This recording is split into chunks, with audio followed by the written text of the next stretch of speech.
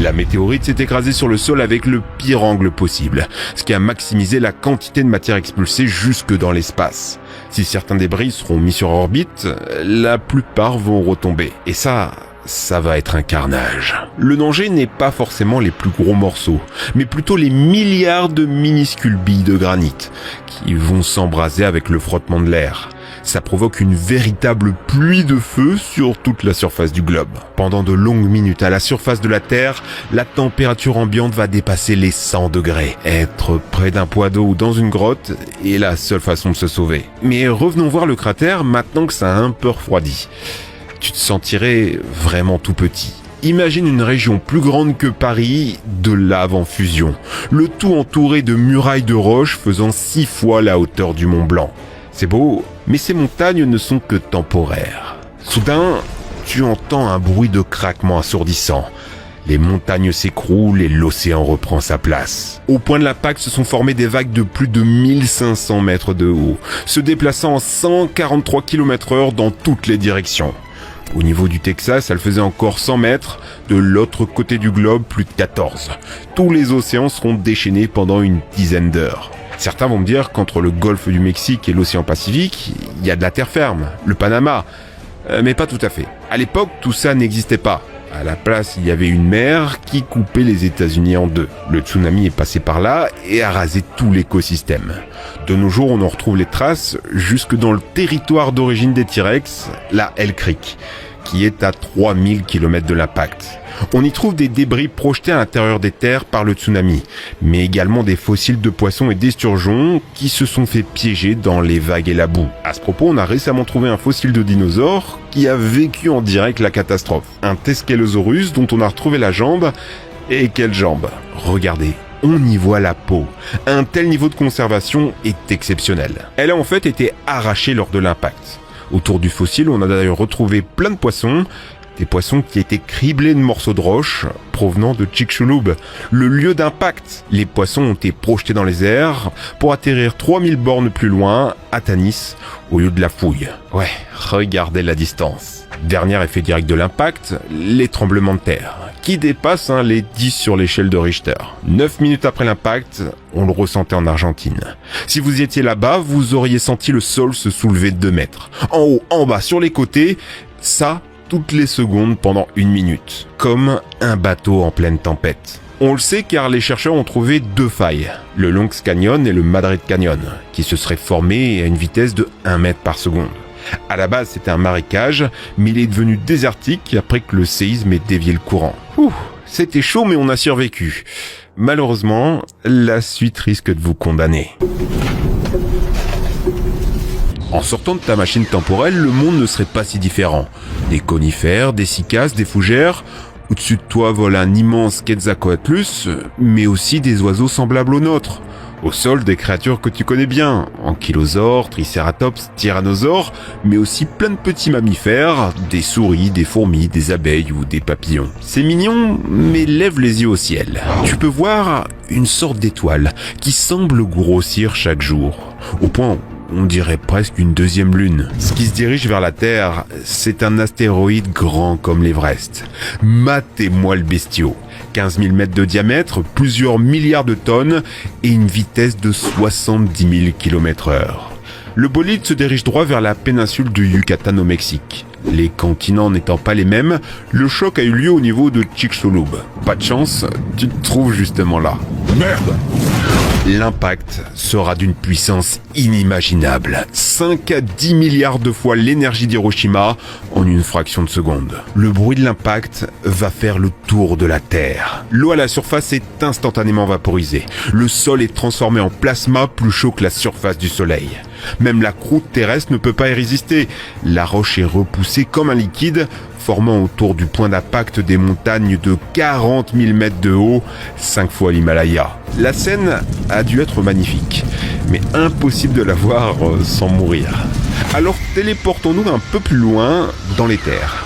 Spoiler, ça ne va pas nous sauver. À l'impact, vous voyez au loin un immense flash blanc, comme une explosion nucléaire. Et vous savez ce que ça veut dire de voir ce flash d'un peu trop près. Les radiations thermiques vont tout annihiler sur 1500 km. Que vous soyez à Dallas ou à San José, vous êtes carbonisé quasi instantanément. À 1000 km, la vague de chaleur ne met que 9 secondes à vous atteindre. Elle a été suffisamment atténuée pour ne vous brûler qu'au 3e degré. Si par miracle tu arrives à survivre, arrive le 2e danger. Une onde de choc projetant des vents brûlants à presque 1000 km/h. Tout est catapulté des centaines de kilomètres à la ronde. Et malheureusement, c'est toujours pas la pire chose qui va t'arriver. Avec la perturbation des plaques tectoniques, les volcans ont commencé à être beaucoup plus actifs que la normale. Presque 1 million de kilomètres cubes de magma seront déversés à travers le monde. De l'océan Indien au Pacifique, la plus grande activité volcanique de l'histoire. En Inde, presque à l'opposé du point d'impact, ça a réveillé un volcan terrifiant. Tellement actif qu'il aurait été un élément central dans l'extinction d'une bonne partie des dinosaures. Il a formé les fameuses strates du Décan. Elles se trouvent en Inde, mais le volcan, lui, n'est plus là, les continents ayant bougé. Tant mieux, pas si sûr. Et si je vous disais que ce super volcan qui a tué les dinosaures était en France, juste en dessous de l'île de la Réunion. Bon, je vous rassure, aujourd'hui, c'est plus calme. À l'époque, l'activité volcanique a rejeté d'énormes quantités de suie et de fumée.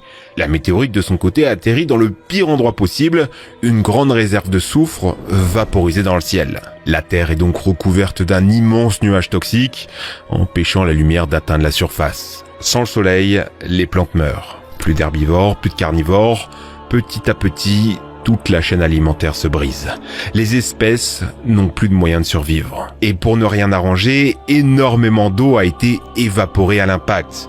Une fois mélangée avec le nuage toxique, elle va retomber en pluie acide sur toute la surface de la Terre. Et quand je dis acide, c'est vraiment acide. Prenez les ammonites, une espèce très répandue dans les océans à l'époque. On en retrouve très peu de fossiles, alors qu'il y en avait plein. Eh bien ça, c'est parce que l'eau est devenue tellement acide qu'elle les a rongés.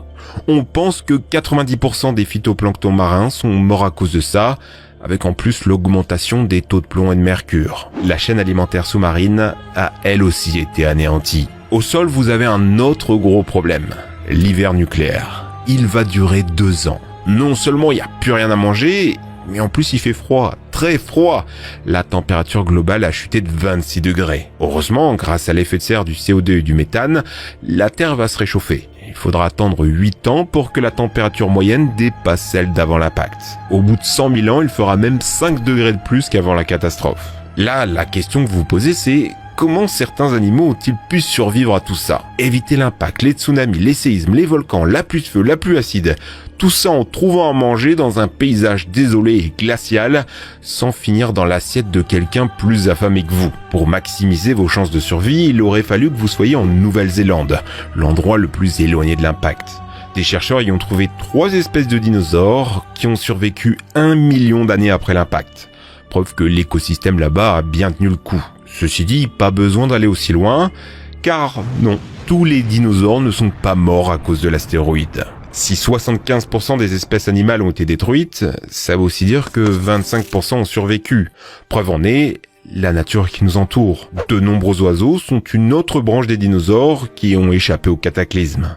Ce petit mammifère qui ressemble à un rat a lui évolué pour donner naissance à la race humaine. Et ils ont survécu alors qu'ils n'étaient pas en Nouvelle-Zélande. Notre ancêtre rat était au niveau du Royaume-Uni. Quant aux oiseaux, leur petite taille, leurs ailes et leur capacité à se nourrir de choses variées les ont grandement sauvés. De manière générale, toutes les petites espèces étaient avantagées car moins consommatrices. Les chercheurs estiment que toutes les espèces de plus de 25 kg ont disparu. Donc oui, c'est pas faux de dire que l'astéroïde a probablement tué tous les T-Rex, mais pas tous les dinosaures. Étonnamment, les crocodiles ont plutôt bien résisté. Ils étaient capables de survivre aux températures et à l'acidité de l'eau. Ils utilisent très peu d'énergie et peuvent ralentir leur rythme cardiaque. Ainsi, ils peuvent se passer de manger pendant des mois, voire plus d'1 an. L'autre grande catégorie qui a survécu alors qu'on s'y attendait pas, ce sont les plantes et les graines. Les fougères ont commencé à repousser en premier, répartissant leurs graines au gré des vents pendant 10 ans. Reviendront ensuite les palmiers qui ont permis de produire de l'oxygène et de la nourriture. 15 millions d'années après l'extinction, les mammifères pouvaient proliférer et gagner en taille. 15 millions d'années, c'est plutôt rapide. Au point d'impact, c'est même allé encore plus vite. Tout un écosystème s'est développé dans le cratère sous-marin en 30 000 ans à peine. C'est parce que l'explosion a produit tout un tas de réseaux de grottes sous-marines, la vie pouvait s'y développer en sécurité. Car oui, malgré les épreuves, la vie trouve toujours son chemin.